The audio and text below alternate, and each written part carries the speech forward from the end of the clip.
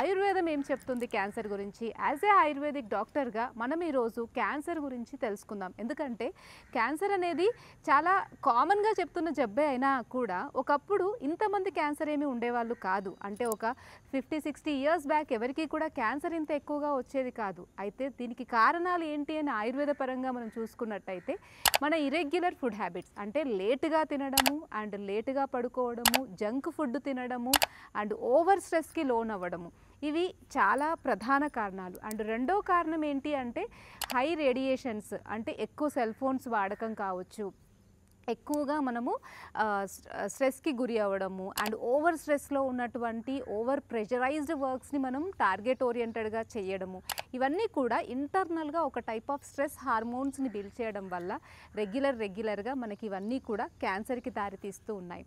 And మూడవ main ఏంటి అంటే ప్లాస్టిక్ కావచ్చు, ఇతర కెమికల్స్ కావచ్చు, మన రోజువారీ జీవితంలో మనం వాడే టూత్పేస్ట్ నుండి, షాంపూ నుండి, నెయిల్ పాలిష్ నుండి, పౌడర్, సోప్, ఇవన్నీ కూడా ఓవర్ యూసేజ్ ఆఫ్ కెమికల్స్.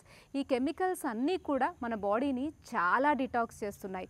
ఆయుర్వేదం ఏం చెప్తుంది అని అంటే మనం ఇంటర్నల్గా తీసుకోగలిగేదే మన స్కిన్కి తగలాలి. అంటే అది సోప్ అయినా కావచ్చు, లేకపోతే మనం వాడే పర్ఫ్యూమ్స్ అయినా కావచ్చు, ఏదైనా కావచ్చు, అది ఒరిజినల్గా మనకి ఆర్గానిక్ అయి ఉండాలి. అంటే ఒకప్పటి వాళ్ళు ఇలాంటి కెమికల్స్ ఎక్కువగా వాడేవాళ్ళు కాదు.